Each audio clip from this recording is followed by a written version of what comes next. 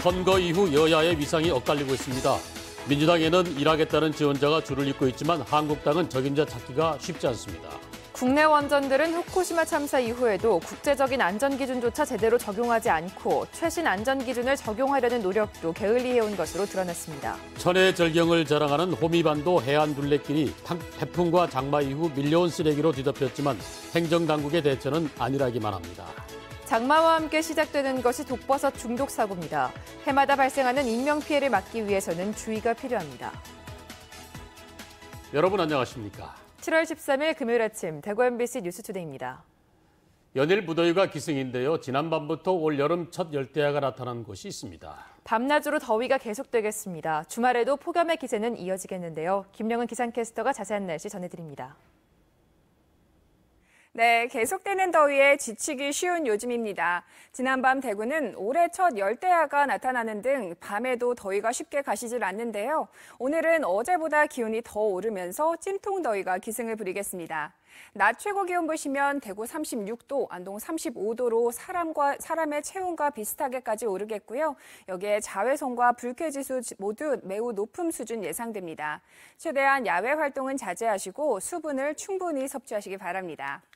또한 오늘부터 월요일까지는 지구와 달의 사이가 가까워지면서 슈퍼문을 감상하실 수 있겠습니다.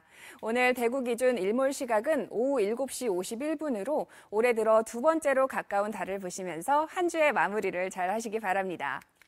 이번 주말도 우리 지역 파란 하늘과 함께 높은 기온이 계속되면서 불볕더위가 쭉 이어지겠습니다. 날씨였습니다. 대구 경북에서도 여야 위상이 크게 엇갈리고 있습니다. 민주당에는 일하겠다는 지원자가 줄을 잇고 있는 가운데 반해서 한국당은 마땅한 적임자 찾는 데 쉽지가 않은 모양입니다. 보도에 조재한 기자입니다. 더불어민주당은 오늘 새 지역위원장을 발표합니다. 현역 국회의원이 있는 대구 수성을과 북을 그리고 북과 서구에는 한 명씩 등록해 무난히 선정될 것으로 보입니다. 동을에는 대구시장 경선에 나섰던 임대윤, 이승천 두 명이 함께 신청했고 달서을에는 4명이나 등록하는 등 평균 2대1의 경쟁률로 예전에 볼 수 없던 치열한 경쟁을 하고 있습니다. 지방선거 이후 2년 뒤 총선도 해볼만 하다는 판단 때문입니다. 현 정부에 대한 높은 지지죠. 당에 대한 또 지지 이 부분이 아주 높고 그러다 보니까 차기 이제 총선 주자들 중심으로 해서 그렇게 이제 많이 신청을 하겠죠. 대구 경북을 텃밭처럼 여기던 한국당은 선거 후폭풍을 겪으며 정상 궤도에 오르기까지 상당한 시간이 필요할 것으로 보입니다. 선거 한 달이 지나도록 중앙당 비대위원장은 윤곽조차 나오지 않고 있고 이달 말로 임기가 끝나는 시도당 위원장 후임도 마찬가지 상황입니다. 개파색이었던 곽대훈 의원이 유력하게 거론되고 있지만 별다른 진척은 보이지 않고 있습니다. 선수하고 나이별을 하기로 했거든요. 선수 먼저 하고 이제 그 상황이 이러니까 전부 다 뭐. 여야 희비가 극명하게 엇갈리며 지방선거가 끝난 지 한 달. 보수의 텃밭이라는 대구 경북에서도 여당은 고무된 자신감을 보이지만 야당은 여전히 충격에서 벗어나지 못하고 있습니다. MBC 뉴스 조재환입니다. 학교에서 집단 식중독 사고가 잇따르고 있습니다. 교육당국이 날씨탄바하면서 관리에는 소홀해 같은 일이 반복되고 있습니다. 박대영 기자가 취재했습니다. 기온이 오르면서 식중독 사고가 나기 십상입니다. 지난 4월 중순에는 구미 구평 남부초등학교, 구평초등학교에서 잇따라 식중독 사고가 났습니다. 100여 명이 결석하고 수십 명이 병원 신세를 졌습니다. 지난달 초 대구 달서구 월배 중학교에서도 전체 학생의 3분의 1인 180여 명이 식중독 증상을 보였습니다. 학교는 임시 휴교까지 했습니다. 지금은 대구 북구 성북초등학교에서 말썽입니다. 석 달 사이 지역 4개 학교에서 학생 300명 이상이 식중독으로 고통을 겪었습니다. 장마철에 들어서면서 덥고 습한 날씨에 식중독균이 번식하기 더 좋은 환경이 조성됐습니다. 여름철 같은 경우에는 또 삼계탕 이런 거 닭 가금 이런 거 소비가 많기 때문에 또 식중독 발생이 좀 위험이 좀 높은 것 같습니다. 교육당국의 허술한 관리와 대처도 식중독 사고 때마다 되풀이되고 있습니다. 이번 성북초등학교 식중독 사고도 학교는 감추기 바빴고 교육당국은 결국 대처를 하지 못했습니다. 저희들이 일단 교육을 했었습니다. 그런데 또 이렇게 또 발생을 또 하네요. 조리 과정이라든지 뭐 이런 데에서 이제 일어나는 게 많으니까. 식중독과 감염병은 학생 사이에 퍼지기 십상인데 감추고 허둥대는 사이 초기 대처에 미흡한 겁니다. 경미하게 애들이 이제 머리 열난다, 뼈도 아프다 이러니까 구체적이지 않게 얘기를 하니까요. 이게 식중독일 거라고 미처 생각을 못하고 통상적인 또 애들 감기일 수도 있다고 생각했던 것 같아요. 본격적인 여름철에 접어든 지금 식중독 사고의 빠른 대응과 확산 방지 대책이 어느 때보다 시급합니다. MBC 뉴스 박재영입니다. 천혜의 절경을 자랑하는 호미반도 해안 둘레길이 태풍과 장마 이후 강과 바다에서 밀려온 쓰레기로 뒤덮였습니다. 관광객들은 눈살을 찌푸리고 있는데요. 포항시의 대처는 아니랍니다. 이규설 기자가 현장 취재했습니다. 포항하면 가장 먼저 떠오르는 장소, 관광명소인 호미곶 상생의손입니다. 상생의손 앞 갯바위는 먼 바다에서 밀려온 잡목과 쓰레기로 뒤덮였습니다. 거대한 쓰레기 산처럼 보입니다. 맑고 푸른 동해를 기대했던 관광객들은 실망스럽습니다. 여기 와서 쓰레기를 보니까 상당히 안타깝네요. 관계당국에서 빨리 좀 이 부분을 처리해줬으면 좋겠습니다. 하얗게 부서지는 파도와 해안 절벽의 기암괴석이 어울려 장관을 이룬 곳. 호미반도 해안 둘레길도 쓰레기 천지입니다. 둘레길의 하이라이트인 하선대와 선바우 일대는 상황이 심각합니다. 각종 플라스틱과 가재 도구에 음식물 쓰레기까지 여러 종류의 쓰레기가 해안을 덮쳐 악취를 풍기고 있습니다. 쓰레기들 이래 날아난다라고 그런 사람도 있어요. 그렇지만 우리 어쩔 수가 없잖아. 쓰레기가 며칠째 방치되어 있지만 포항시의 대처는 아니랍니다. 이유를 알아봤더니 해수욕장 쓰레기 수거는 해양산업과, 호미곶 광장 쓰레기 수거는 국제협력관광과, 해안 둘레길 시설물 관리는 그린웨이 추진단, 어항 내 쓰레기 수거는 해양수산부 소관입니다. 쓰레기 수거 주체가 명확하지 않다 보니 대규모 인력과 장비를 신속히 투입하는 집중 쓰레기 수거 작업이 안 되는 겁니다. 이렇게 관리가 되지 않는 해안 둘레길은 도시의 자랑이 아니라 오히려 도시 이미지에 악영향을 미칠 수 있다는 점을 명심해야 합니다. MBC 뉴스 이규설입니다. 요즘처럼 덥고 습한 여름철 독버섯이 한창 자랄 때인데요. 식용버섯과는 구별이 어렵기 때문에 야생버섯은 피하셔야 합니다. 김건혁 기자가 보도합니다. 산속 곳곳에 크고 작은 버섯들이 자라났습니다. 덥고 습한 이맘때는 버섯이 특히 잘 자라는 시기. 하지만 이 중엔 독버섯이 많고 식용버섯과 구별이 매우 어렵습니다. 왼쪽에 두엄 먹물버섯은 독버섯이고 오른쪽에 먹물버섯은 식용인데 구분이 쉽지 않습니다. 영지버섯과 비슷한 붉은 사슴 뿔버섯은 생화학 무기 원료로 사용될 만큼 독성이 치명적입니다. 해마다 장마가 시작되는 7월부터 10월 사이 독버섯 중독 사고가 주로 발생하는데 지난 2012년부터 5년간 75명의 환자가 발생해 이 중 7명이 숨졌습니다. 심한 구토라든가 설사, 복통, 어지러움, 손발 저림 등을 많이 호소하는 경우가 많습니다. 간독성을 유발하는 독버섯의 경우에는 최소 일주일 이상의 그런 치료 기간이 필요하겠습니다. 국내에 자생하는 버섯은 대략 1,900여 종, 이 중 식용은 21%에 불과합니다. 독버섯을 익혀서 먹으면 안전하다는 것과 색깔이 화려하면 독버섯이라는 속설은 사실과 다른 잘못된 얘기입니다. 우선 먹다 남은 그 독버섯의 찌꺼기하고 그리고 아직 요리하지 않는 버섯이 남아있을 경우에 꼭 그 버섯을 들고 병원에 가야만 원인 중독 버섯을 찾기가 쉽습니다. 농정당국은 야생버섯 대신 팽이나 느타리 등 농가에서 재배한 안전한 버섯을 먹을 것을 당부했습니다. MBC 뉴스 김건엽입니다. 원자력안전위원회와 한수원에 대한 감사원 조사 결과 국내 원전들은 후쿠시마 참사 이후에도 국제적인 안전기준조차 적용하지 않고 최신 안전기준을 적용하는 노력도 게을리해온 것으로 드러났습니다. 장성훈 기자가 보도합니다. 세계 각국은 원전의 안전성을 평가하기 위해 IAEA 안전 기준과 미국의 안전 규제 기관인 NRC의 지침을 표본으로 삼고 있습니다. 하지만 감사원 조사 결과 국내 원전들은 이런 기본적인 안전 기준을 제대로 통과했는지 알 수 없는 것으로 드러났습니다.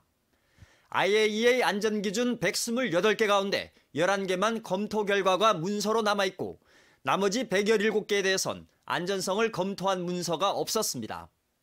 미국 NRC 규제 지침 역시 180개 가운데 19개는 검토하지 않았고 검토했다는 161개도 문서화하지 않아 검토 결과가 규제에 반영되고 있는지 확인할 수 없었습니다.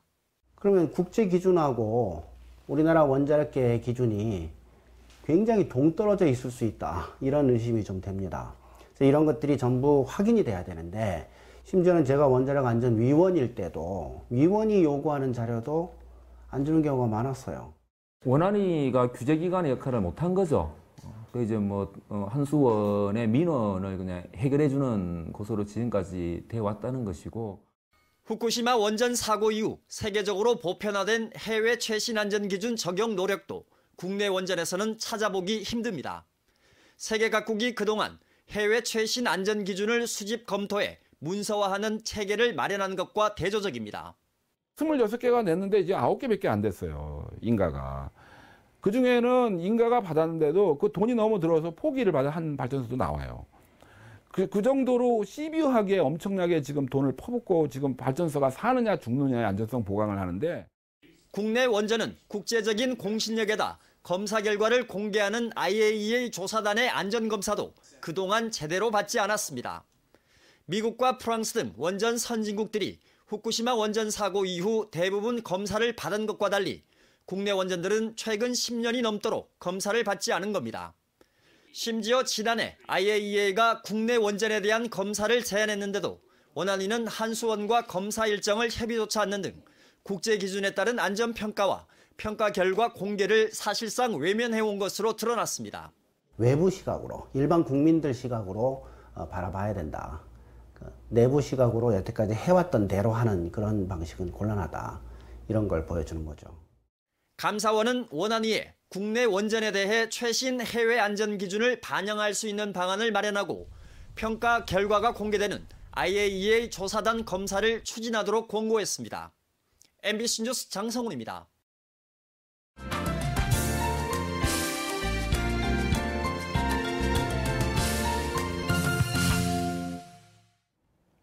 평창의 한 목장에서 가축 분뇨로 만든 액체 비료가 유출돼 상수원 보호구역까지 흘러들었습니다.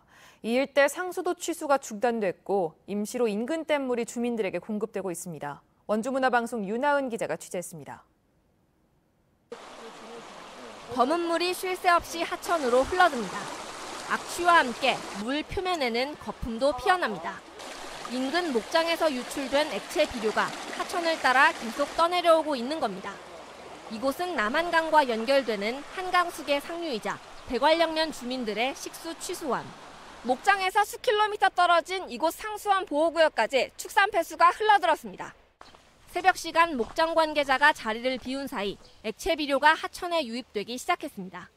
목장 안에 있는 80톤 규모의 분뇨 저장고에서 액체 비료를 만드는 순환장치 유출구 위치가 움직이면서 액체 상태의 비료가 밖으로 쏟아진 겁니다.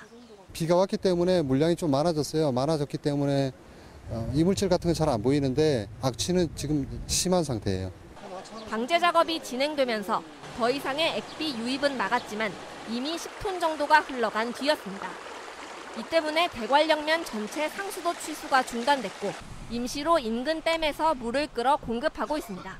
한강 수계지 않습니까? 그래서 수계 전체를 오염시키는 부분이기 때문에 상당한 심각한 내용입니다. 그래서 회사 측에다가 저희들이 강력하게 저번에도 요구를 했고 이번에도 강력하게 요구할 계획입니다.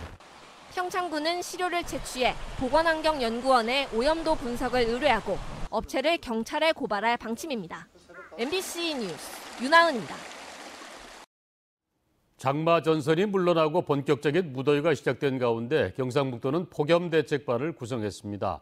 재난도우미 17,000여 명을 활용해 폭염 취약계층의 건강을 살피고 폭염특보가 내려졌을 때 공사 현장 등지에서 무더위 휴식시간제를 운영하도록 현장 활동을 강화합니다. 경상북도 무더위 쉼터는 4,800여 곳으로 지난해보다 300여 곳이 늘었습니다. 대구 참여연대는 성명을 내고 새마을 지도자 자녀 장학금을 폐지해야 한다고 주장했습니다. 참여연대는 지난해 대구시가 지급한 새마을 장학금은 3억 4천만 원으로 저소득층 주민 자녀 장학금의 3배 이른다고 지적했습니다. 또한 일반 회계로 구분돼 투명하게 집행되지도 않는다고 지적했습니다. 올해 대구시가 새마을운동단체에 지원하는 예산은 8억 4천만 원으로 바르게 살기 운동단체와 자유총연맹, 민주평화통일자문회의 3개 단체의 예산보다 많다며 막대한 예산에다 장학금까지 지원하는 것은 형평성에 맞지 않는다고 덧붙였습니다.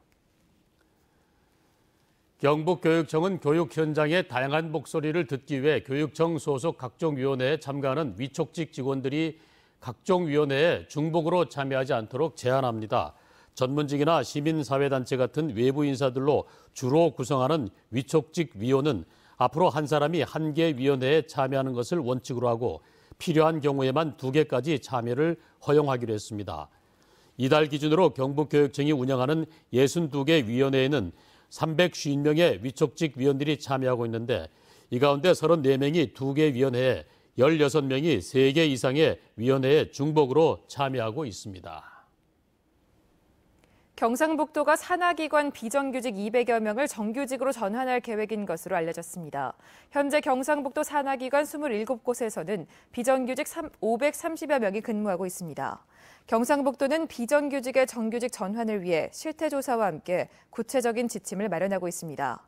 또한 주 4일 근무제 직원 채용을 확대하기 위해 전문 용역을 실시하고 있습니다. 대구시와 정부가 함께 2018 사회적 경제 박람회를 엽니다. 오늘부터 4흘 동안 대구 엑스코에서 열리는 박람회는 기업관과 특별관, 테마관으로 운영됩니다. 기업관에서는 사회적 경제 340여 개 기업과 단체가 참여해 교육과 예술, 먹거리, 특화 상품을 전시하고 판매합니다. 특별관에서는 대구시와 사회적 경제 관련 정부 13개 부처의 정책과 지원 사업이 소개되고 박람회장 안에서는 문화예술 공연과 사회적 경제를 체험할 수 있는 프로그램도 운영됩니다. 대구시는 이달 중 중국 관광객 460여 명이 대구를 찾는다고 밝혔습니다. 어제부터 중국 허낭선 초등학교 100여 명이 한중 문화교류 행사에 참여하고 있고 내일은 2018 대구 음악축제 중국인 참가자 160여 명이 대구를 방문할 예정입니다. 다음 주에는 대구 치맥 페스티벌에 중국 단체 관광객 200여 명이 찾을 계획입니다. 대구시는 지난 5월 해외 관광시장 객처단을 중국 광저우와 선양에 보내 마케팅 활동을 벌였습니다. 패션과 정보통신 기술을 융합한 이른바 패션테크 기업들이 경산 지식산업지구에 2,200억 원을 투자합니다. 경상북도와 경산시, 대구 가톨릭대학교와 패션테크 산업 기업협의회 등은 이런 내용의 업무 협약을 맺고 27개 기업을 유치해 일자리 1,500개 창출에 나섰습니다. 패션테크 산업은 안경과 장신구, 섬유 등의 산업에 타이타늄 소재 기술과 정보통신 기술을 접목한 신개념 성장 사업입니다. 중소기업중앙회가 전국 306개 중소기업을 대상으로 청렴의식 현황을 조사한 결과 72.2%가 반부패 청렴의식 수준을 높여야 경제활력 회복에 도움이 된다고 응답했습니다. 청렴의식을 높이는 정부 정책으로는 정부와 공공기관의 반부패 청렴 행정이 49.17%, 청렴 문화 확산 정책이 36.9%로 조사됐습니다. 한편 중소기업 청렴의식 수준이 높다는 응답은 37.6%에 그쳤고 보통은 52.3%, 낮다는 10.1%로 집계됐습니다. 대구 도시철도공사는 도시철도 1, 2호선 모든 전동차의 객실에 LED 램프 조명을 설치했습니다. 에너지 사용을 줄이기 위한 것으로 형광등 8,448개를 모두 LED 램프 조명으로 바꿨습니다. LED 램프의 소비 전력은 기존 형광등 소비 전력의 38%에 불과하고 램프 수명도 형광등보다 5배 길어 연간 1억 원가량을 절감할 수 있을 것으로 도시철도공사는 예상합니다. 대구 중구는 도시재생 뉴딜 소규모 재생 사업에 대봉 2동 가로환경 개선 프로젝트와 성내 2동 수제화 골목 사업이 선정됐다고 밝혔습니다. 가로환경 개선 프로젝트는 1억 6천만 원을 들여 건들바위 근처 낙석 방지 펜스에 생태 울타리와 CCTV 등을 설치하는 사업입니다. 3억 2천만 원이 드는 수제화 골목 사업은 향촌동 일원의 수제화 장인과의 공동체 네트워크를 만들어 청년 일자리를 만들게 됩니다. 도시재생 뉴딜 소규모 재생 사업은 지역 주민이 계획을 수립하면 국토교통부가 선정해 국비와 지방비 반반씩 지원하는 사업입니다.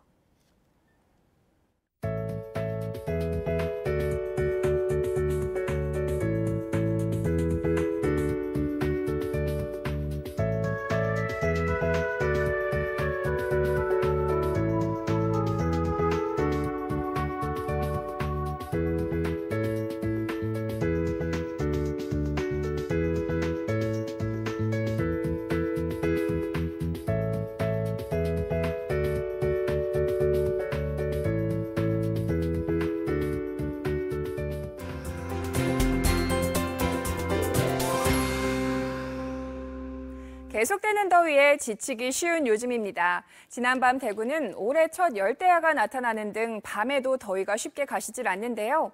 오늘은 어제보다 기온이 더 오르면서 찜통 더위가 기승을 부리겠습니다.